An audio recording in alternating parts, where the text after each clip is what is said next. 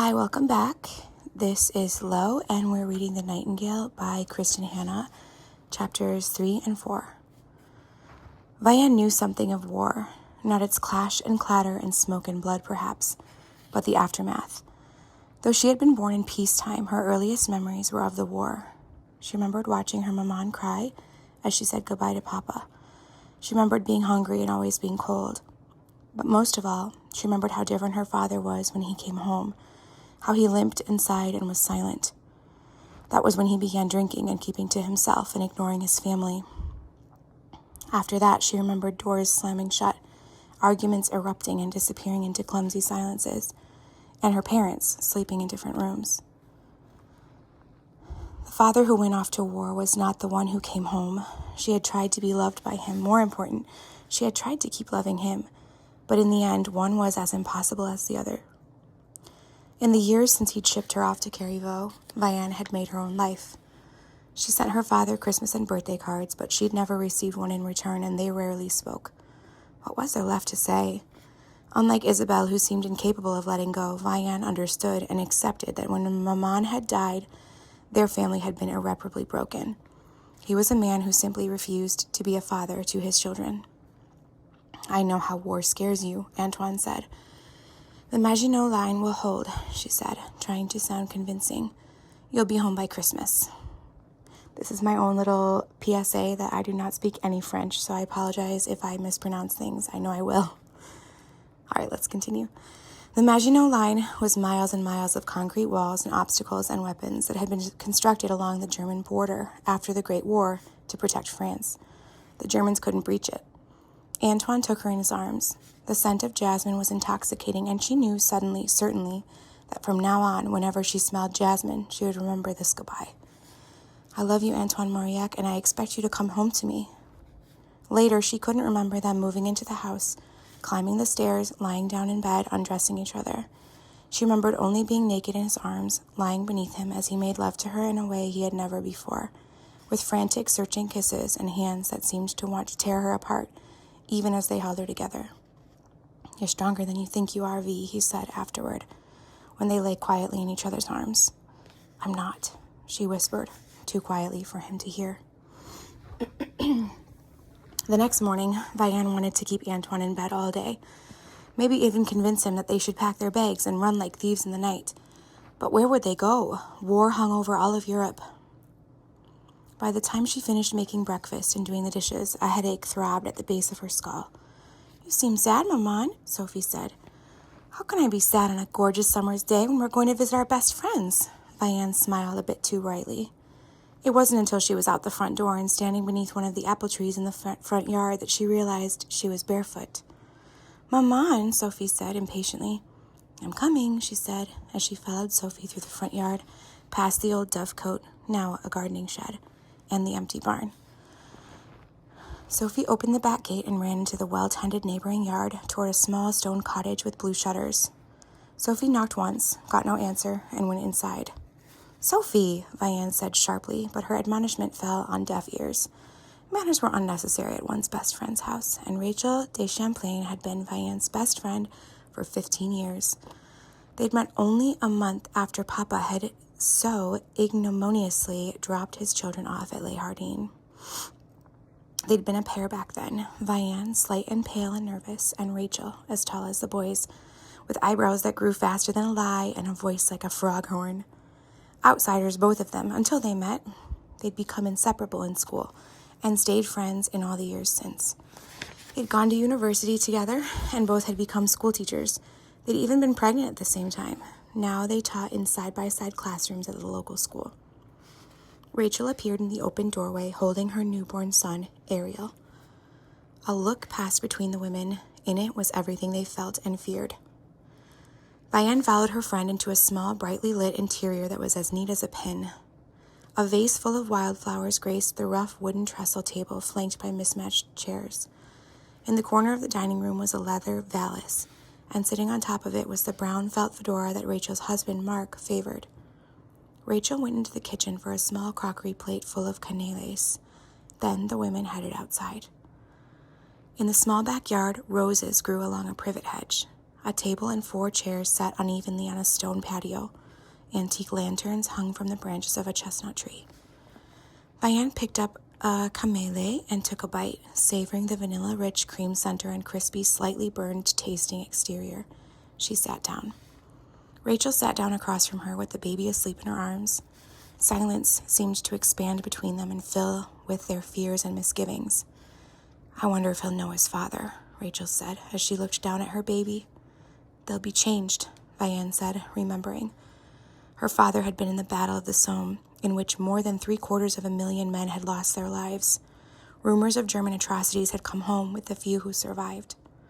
Rachel moved the infant to her shoulder, patted his back soothingly. "Mark is no good at changing diapers, and Ari loves to sleep in our bed. I guess that'll be all right now."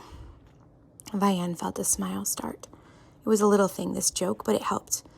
"Antoine's snoring is a pain in the backside. I should get some good sleep. And we can have poached eggs for supper." "Only half the laundry," she said, but then her voice broke. "I'm not strong enough for this, Rachel." "Of course you are. We'll get through it together." "Before I met Antoine," Rachel waved a hand dismissively. I know. You were as skinny as a branch. You started when you got nervous, and you were allergic to everything. I know, I was there. But that's all over now. You'll be strong. You know why?" "Why?" Rachel's smile faded. "I know I'm big, statuesque, as they like to say when they're selling me brassieres and stockings, but I feel undone by this, V. I'm going to need to lean on you sometimes, too. Not with all my weight, of course. So we can't both fall apart at the same time." "Voila," Rachel said. "Our plan. Should we open a bottle of cognac now? Or gin? It's 10 o'clock in the morning." "You're right. Of course. A French 75. On Tuesday morning, when Vianne awoke, sunlight poured through the window, glazing the exposed timbers. Antoine sat in the chair by the window, a walnut rocker he'd made during Vianne's second pregnancy. For years, that empty rocker had mocked them. The miscarried years, as she thought of them now. Desolation in a land of plenty. 3 lost lives in 4 years. Tiny, thready heartbeats, blue hands. And then, miraculously, a baby who survived. Sophie. There were sad little ghosts caught in the wood grain of that chair, but there were good memories, too. "Maybe you should take Sophie to Paris," he said, as she sat up. "Julien would look out for you.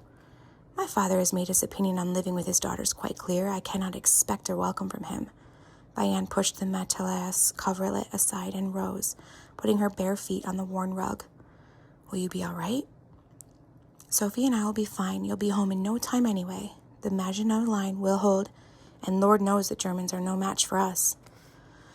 "Too bad their weapons are. I took all our money out of the bank. There are 65,000 francs in the mattress. Use it wisely, Vianne. Along with your teaching salary, it should last you a good long time." She felt a flutter of panic. She knew too little about their finances. Antoine handled them. Excuse me. He stood up slowly and took her in his arms. She wanted to bottle how safe she felt in this moment so she could drink of it later when loneliness and fear left her parched. Remember this, she thought. The way the light caught in his unruly hair, the love in his brown eyes, the chapped lips that had kissed her only an hour ago in the darkness. Through the open window behind them, she heard the slow, even clap, clap, clap of a horse moving up the road and the clattering of the wagon being pulled along behind. That would be Monsieur Quillian on his way to market with his flowers. If she were in the yard, he would stop and give her one and say it couldn't match her beauty, and she would smile and say merci and offer him something to drink. Vianne pulled away reluctantly. She went over to the wooden dresser and poured tepid water from the blue crockery pitcher into the bowl and washed her face. In the alcove that served as their wardrobe, behind a pair of gold and white toile curtains, she put on her brassiere and stepped into her lace-trimmed drawers and garter. She smoothed the silk stockings up her legs, fastened them to her garters, and then slipped into a belted cotton frock with a squared yoke collar. When she closed the curtains and turned around, Antoine was gone. She retrieved her handbag and went down the hallway to Sophie's room. Like theirs, it was small, with a steeply pitched, timbered ceiling, wide plank wooden floors, and a window that overlooked the orchard. An ironwork bed, a nightstand with a hand-me-down lamp, and a blue painted armoire filled the space. Sophie's drawings decorated the walls. Vianne opened the shutters and let light flood the room. As usual in the hot summer months, Sophie had kicked the coverlet to the floor sometime in the night. Her pink stuffed teddy bear baby slept against her cheek. Vianne picked up the bear, staring down at its matted, much-petted face. Last year, Bebe had been forgotten on a shelf by the window as Sophie moved on to newer toys. Now, Bebe was back. Vianne leaned down to kiss her daughter's cheek. Sophie rolled over and blinked awake. Excuse me. I don't want Papa to go, Maman, she whispered. She reached out for Bebe, practically snatched the bear from Vianne's hands. I know, Vianne said, I know. Vianne went to the armoire where she picked out the sailor dress that was Sophie's favorite. Can I wear the daisy crown Papa made me? The daisy crown laid crumpled on the nightstand, the little flowers wilted. Vianne picked it up gently and placed it on Sophie's head. Vianne thought she was doing all right until she stepped into the living room and saw Antoine. Papa? Sophie touched the wilted daisy crown uncertainly. Don't go. Antoine knelt down and drew Sophie into his embrace. I have to be a soldier to keep you and Maman safe, but I'll be back before you know it. Vianne heard the crack in his voice. Sophie drew back. The daisy crown was sagging down the side of her head. You promise you'll come home? Antoine looked past his daughter's earnest face to Vianne's worried gaze. Oui, he said at last. Sophie nodded. The three of them were silent as they left the house. They walked hand in hand up the hillside to the gray wooden barn. Knee-high golden grass covered the knoll, and lilac bushes as big as hay wagons grew along the perimeter of the property. 3 small white crosses were all that remained in this world, to mark the babies Vianne had lost.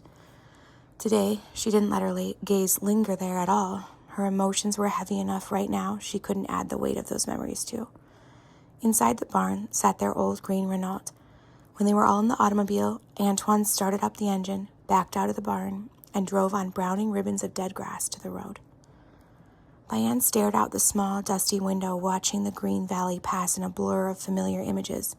Red tile roofs, stone cottages, fields of hay and grapes, spindly treed forests. All too quickly, they arrived at the train station near Tours. The platform was filled with young men carrying suitcases and women kissing them goodbye and children crying. A generation of men were going off to war again. Don't think about it, Vianne told herself. Don't remember what it was like last time when the men limped home, faces burned, missing arms and legs.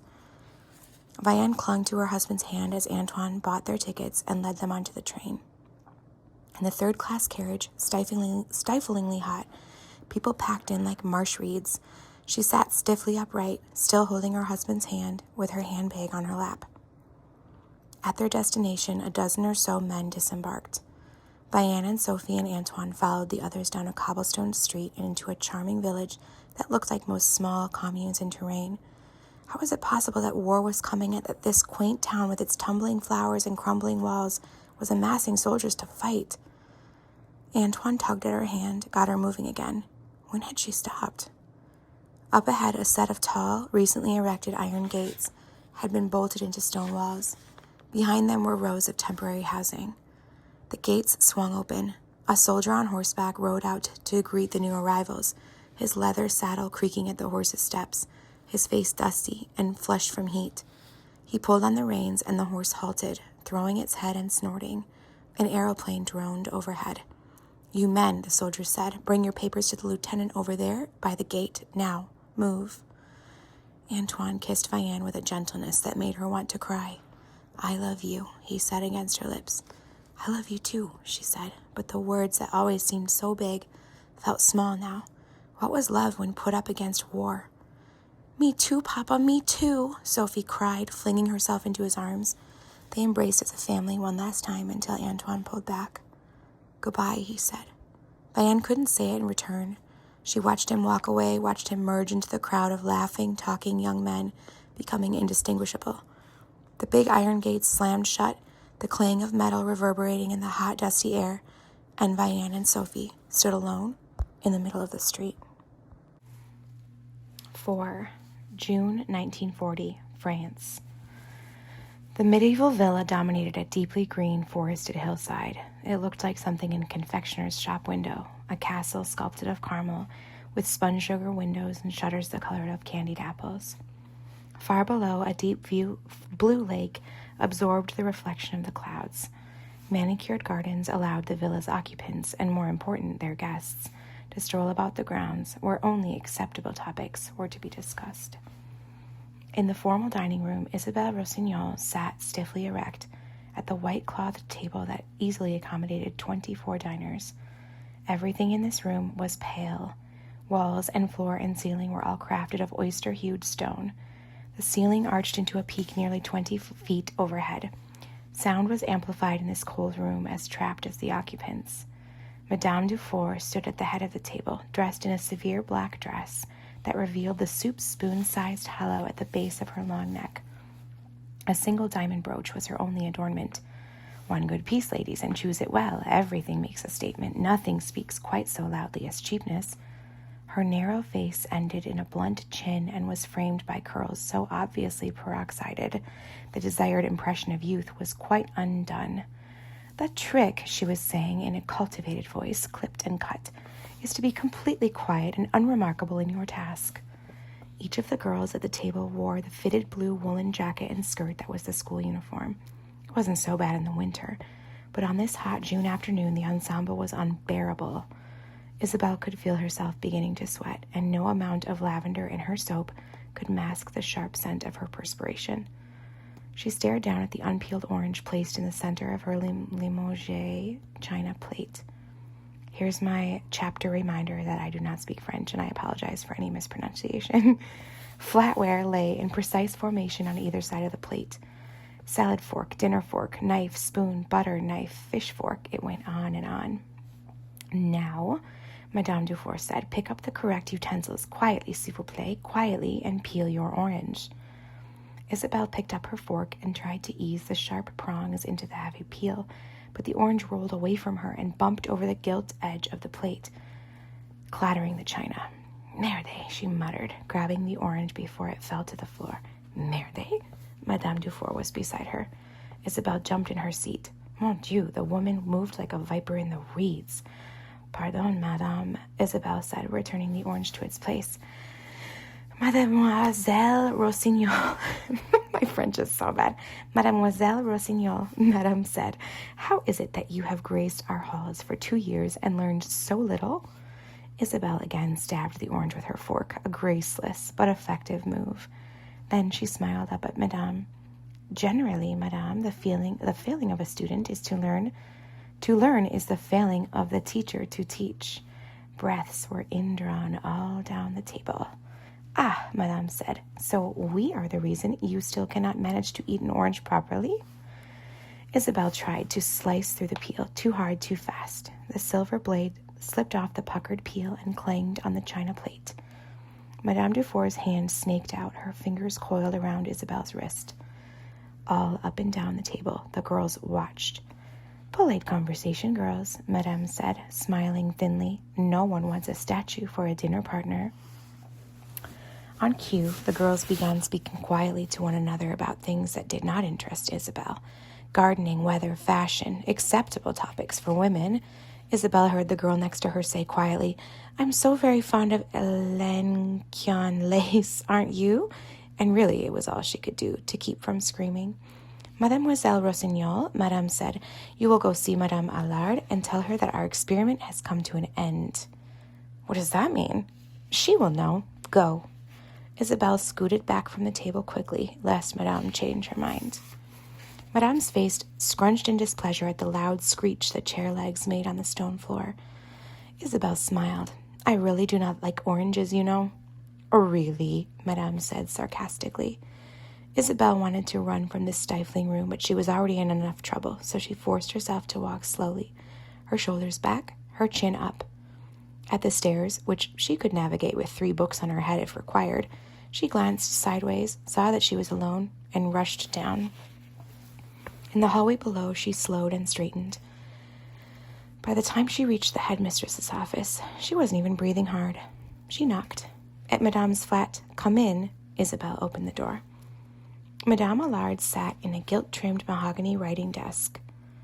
Behind a gilt-trimmed mahogany writing desk, medieval tapestries hung from the stone walls of the room, and an arched, leaded glass window overlooked gardens so sculpted they were more art than nature.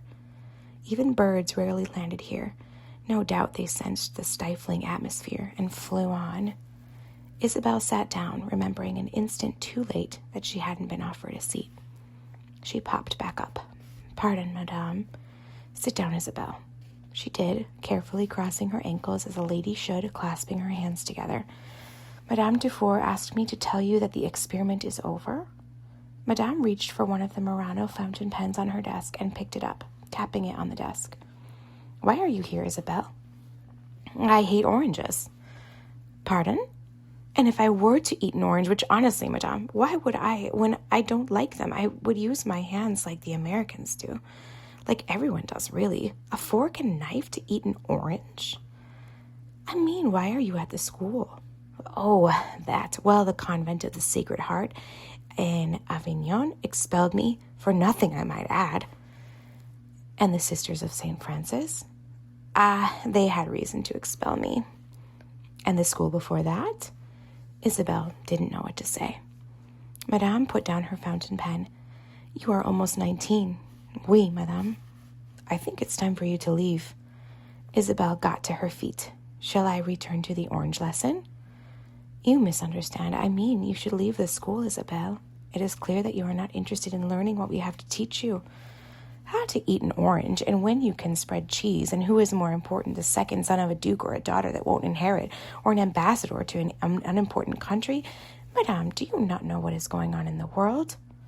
Isabel might have been secreted deep in the countryside, but still she knew. Even here, barricaded behind hedges and bludgeoned by politeness, she knew what was happening in France. At night, in her monastic cell, while her classmates were in bed, she sat up long into the night listening to the BBC on her contraband radio. France had joined Britain in declaring war on Germany, and Hitler was on the move. All across France, people had stockpiled food and put up blackout shades and learned to live like moles in the dark. They had prepared and worried, and then nothing. Month after month, nothing happened. At first, all anyone could talk about was the Great War and the losses that had touched so many families. But as the months went on and there was only talk of war, Isabel heard her teachers calling it the drôle de guerre, the phony war. The real horror was happening elsewhere in Europe, in Belgium and Holland and Poland. "Will manners not matter in war, Isabel?" "They don't matter now," Isabel said impulsively, wishing a moment later she'd said nothing. Madame stood. "We were never the right place for you, but—" "My father would put me anywhere to be rid of me," she said. Isabel would rather blurt out the truth than hear another lie. She had learned many lessons in the parade of schools and convents that had housed her for more than a decade.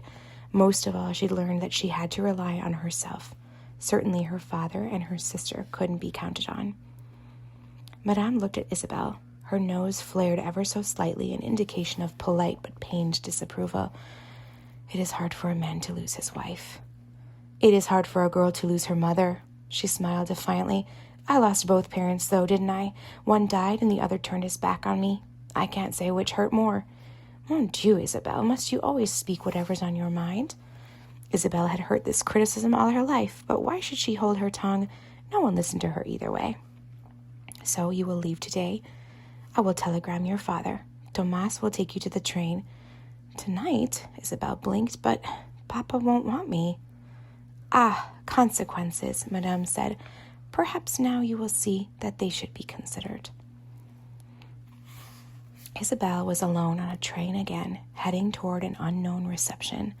She stared out the dirty, mottled window at the flashing green landscape, fields of hay, red roofs, stone cottages, gray bridges, horses. Everything looked exactly as it always had, and that surprised her. War was coming, and she'd imagined it would leave a mark on the countryside somehow, changing the grass color or killing the trees or scaring away the birds. But now, as she sat on this train chugging into Paris, she saw that everything looked completely ordinary. At the sprawling Gare de Lyon, I'm sorry, my French, the train came to a wheezing, belching stop. Isabel reached down for the small valise at her feet and pulled it onto her lap. As she watched the passengers shuffle past her, exiting the train carriage, the question she'd avoided came back to her. Papa.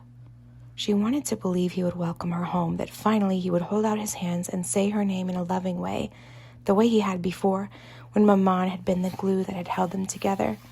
She stared down at her scuffed suitcase, so small. Most of the girls in the schools she'd attended had arrived with a collection of trunks bound in leather straps and studded with brass tacks. They had pictures on their desks and mementos on their nightstands and photograph albums in their drawers. Isabel had a single framed photograph of a woman she wanted to remember and couldn't. When she tried, all that came to her were blurry images of people crying, and the physician shaking his head, and her mother saying something about holding tightly to her sister's hand. As if that would help. Vian had been as quick to abandon Isabel as Papa had been.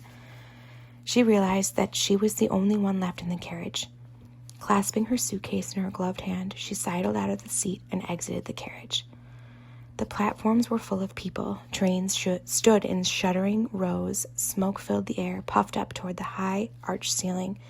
Somewhere a whistle blared. Great iron wheels began to churn. The platform trembled beneath her feet. Her father stood out, even in the crowd. When he spotted her, she saw the irritation that transformed his features, reshaped his expression into one of grim determination. He was a tall man, at least 6'2", but he had been bent by the Great War, or at least that's what Isabel remembered hearing once. His broad shoulders sloped downward as if posture were too much to think about with all that was on his mind. His thinning hair was gray and unkempt. He had a broad, flattened nose like a spatula and lips as thin as an afterthought. On this hot summer day, he wore a wrinkled white shirt with sleeves rolled up. A tie hung loosely tied around his fraying collar, and his corduroy pants were in need of laundering. She tried to look mature. Perhaps that's what he wanted of her. Isabel. She clutched her suitcase handle in both hands. Papa. Kicked out of another one. She nodded, swallowing hard. How will we find another school in these times? That was her opening. I want to live with you, Papa. With me? He seemed irritated and surprised. But wasn't it normal for a girl to want to live with her father? She took a step toward him. I could work in the bookstore. I won't get in your way. She drew in a sharp breath, waiting. Sound amplified suddenly. She heard people walking, the platforms groaning beneath them, pigeons flapping their wings overhead, a baby crying. Of course, Isabel, come home. Her father sighed in disgust and walked away. Well, he said, looking back, are you coming? Isabel lay on a blanket in the sweet-smelling grass, a book open in front of her. Somewhere nearby, a bee buzzed at a blossom. It sounded like a tiny motorcycle amid all this quiet. It was a blisteringly hot day, a week after she'd come home to Paris. Well, not home. She knew her father was still plotting to be rid of her, but she didn't want to think about that on such a gorgeous day in the air that smelled of cherries and sweet green grass. You read too much, Christophe said, chewing on a stalk of hay. What is that, a romantic novel? She rolled toward him, snapping the book shut. It was about Edith Cavell, a nurse in the Great War, a hero. I could be a war hero, Christophe. He laughed. A girl, a hero, absurd. Isabel got to her feet quickly, yanking up her hat and white kid gloves. Don't be mad, he said, grinning up at her. I'm just tired of the war talk, and it's a fact that women are useless in war. Your job is to wait for our return. He propped his cheek in one hand and peered up at her through the mop of blonde hair that fell across his eyes. In his yachting-style blazer and wide-legged white pants, he looked exactly like what he was, a privileged university student who was unused to work of any kind. Many students his age had volunteered to leave university and join the army, not Christophe. Isabel hiked up the hill and through the orchard, out to the grassy knoll where his open-topped Panhard was parked. She was already behind the wheel with the engine running when Christophe appeared, a sheen of sweat on his conventionally handsome face, the empty picnic basket hanging from his arm. Just throw that stuff in the back, she said with a bright smile. You're not driving. It appears that I am. Now get in. It's my automobile, Isabel. Well, to be precise, and I know how important the facts are to you, Christophe, it's your mother's automobile, and I believe a woman should drive a woman's automobile. Isabel tried not to smile when he rolled his eyes and muttered, fine, and leaned over to place the basket behind Isabel's seat. Then, moving slowly enough to make his point, he walked around the front of the automobile and took his place in the seat beside her. He had no sooner clicked the door shut than she put the automobile in gear and stomped on the gas. The automobile hesitated for a second, then lurched forward, spewing dust and smoke as it gathered speed. Mon Dieu, Isabelle, slow down!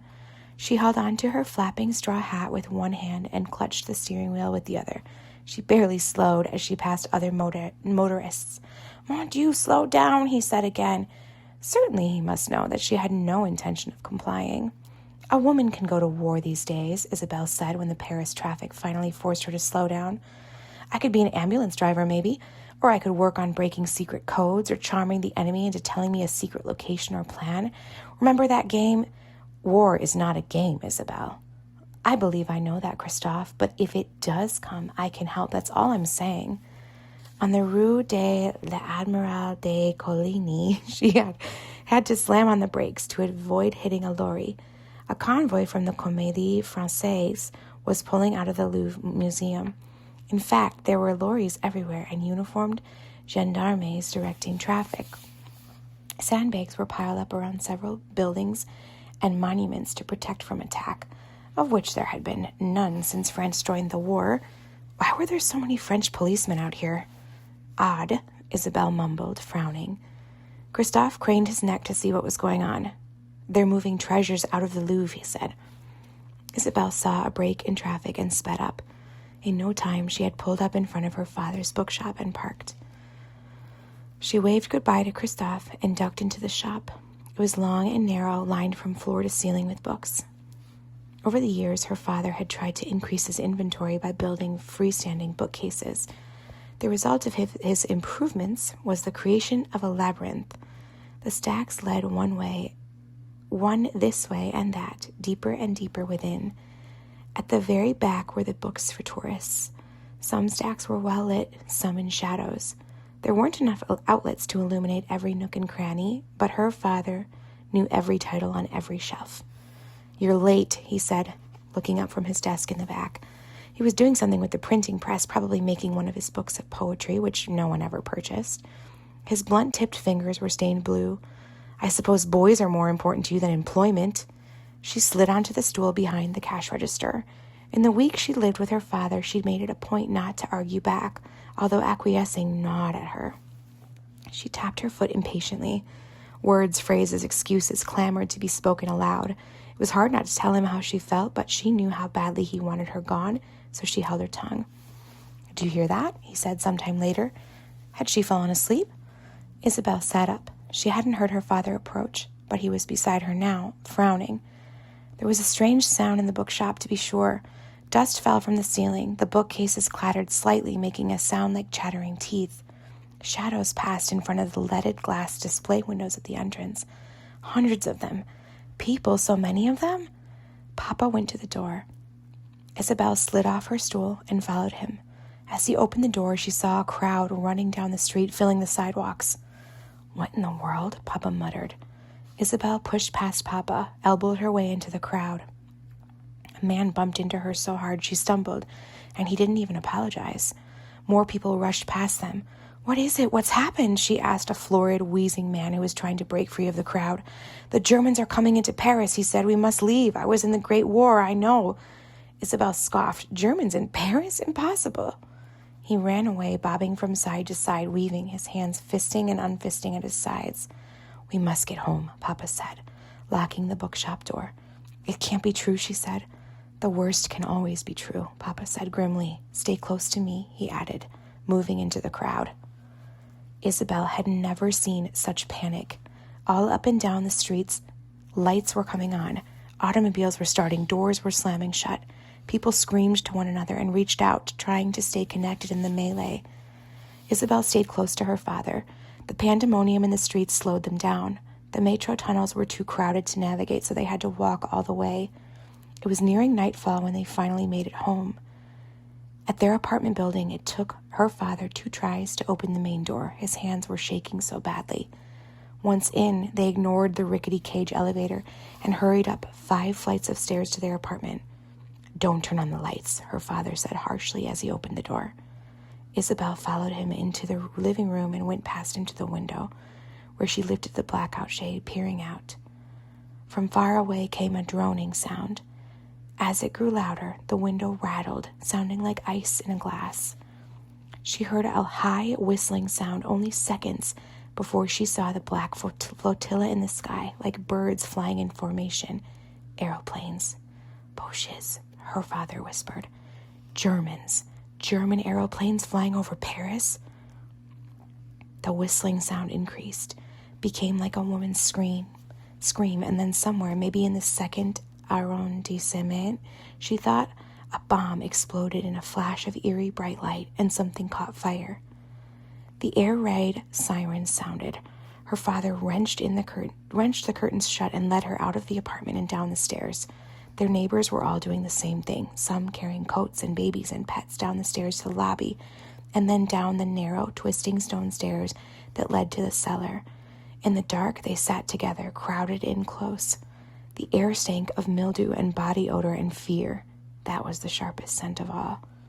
The bombing went on and on and on, screeching and droning, the cellar walls vibrating around them. Dust fell from the ceiling. A baby started crying and couldn't be soothed. "Shut that child up, please," someone snapped. "I'm trying, monsieur. He's scared." "So are we all." After what felt like an eternity, silence fell. It was almost worse than the noise. What if Paris was left? By the time the all-clear sounded, Isabel felt numb. Isabel.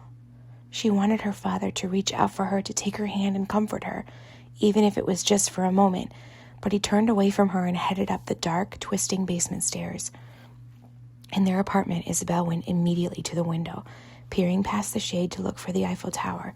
It was still there, rising above a wall of thick black smoke. "Don't stand by the windows," he said. She turned slowly. The only light in the room was from his torch, a sickly yellow thread in the dark. "Paris won't fall," she said. He said nothing, frowned. She wondered if he was thinking of the Great War and what he'd seen in the trenches. Perhaps his injury was hurting again, aching in sympathy with the sound of falling bombs and hissing flames. "Go to bed, Isabel." "How can I possibly sleep at a time like this?" He sighed. "You will learn that a lot of things are possible."